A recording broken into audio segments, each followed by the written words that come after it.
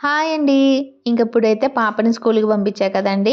స్కూల్‌కి వెళ్ళిన తర్వాత ఇంట్లో మనకి పనులైతే తెలిసిందే కదా! అంట్లు, బట్టలు అలాగే ఇంకా ఏదైనా చిన్న పనులుంటే అయి చేసుకుంటాం. కానీ ఇయన్నీ చేసే ముందు మనం ఖచ్చితంగా అయితే తినాలి. ఎందుకంటే మనం పని తక్కువగానే ఉంది కదా! చేసుకోవచ్చులే అని చెప్పి అనుకుంటాం కానీ చేసేటప్పుడైతే 10 అవ్వచ్చు, 11 అవ్వచ్చు. ఇంకా అప్పటికి మనం భోజనం చేసే టైం అయిద్ది కాబట్టి అందుకని ఫస్ట్ తినేసిన తర్వాత ఎంత పనైనా చేయొచ్చు. అందుకని నేను తినేసిన తర్వాత పనైతే స్టార్ట్ చేసుకున్నా. అంట్లన్నీ శుభ్రంగా కడిగేసిన తర్వాత ఈ వంటగది మొత్తం ఒకసారి క్లీన్ చేసేసుకొని ఇప్పుడైతే మసాలా మజ్జిగ అయితే చేస్తున్నానండి. అది మీకు తెలిసే ఉంటది. ఒకవేళ తెలియనోళ్ళు ఎవరైనా ఉంటే గనక ఒకసారి ట్రై చేయండి ఇంట్లోనే చాలా బావుంటది.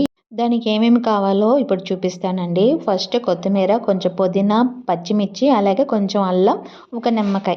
వీటిని మనం నీట్‌గా కడిగేసుకోవాలండి. కడిగిన తర్వాత మనం ఫస్ట్ మిక్సీలో ఏసుకోవాలి. మిక్సీ ఉంటే మిక్సీ వేయండి. నాకైతే వేయాలన్నా ఆ రోజు కరెంట్ పోయింది. అందుకని రోట్లో ఏసి అయితే దంచుతున్నా. కొంచెం కొత్తిమీర, పుదీనా, పచ్చిమిర్చి, అల్లం తొక్కు తీసేసి వేసేసి మొత్తం బాగా మిక్స్ చేసి బాగా దంచేసుకోవాలండి. ఇప్పుడైతే పక్కన ఒక గిన్నెలో పెరుగైతే వేసుకోవాలండి. ఇదొచ్చేసి 2 ప్యాకెట్స్ అండి.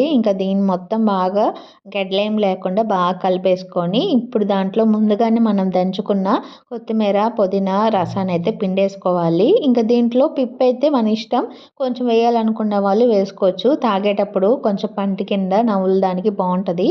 నేనైతే కొంచెం యాడ్ చేసుకున్నాను. ఆ రసాన్ని ఈ పెరుగులో బాగా కలిసిపోయేటట్టు బాగా కలుపుతూ ఉండాలండి. మనం మిక్సీలో ఒకవేళ చేసుకోవాలనుకుంటే ఫస్ట్ వచ్చేసి ఈ ఆకులన్నీ ఉన్నాయి కదండీ! కొత్తిమీర, పుదీనా ఇయన్నీ మిక్సీ వేసుకొని తర్వాత పెరుగు యాడ్ చేసుకోవాలి.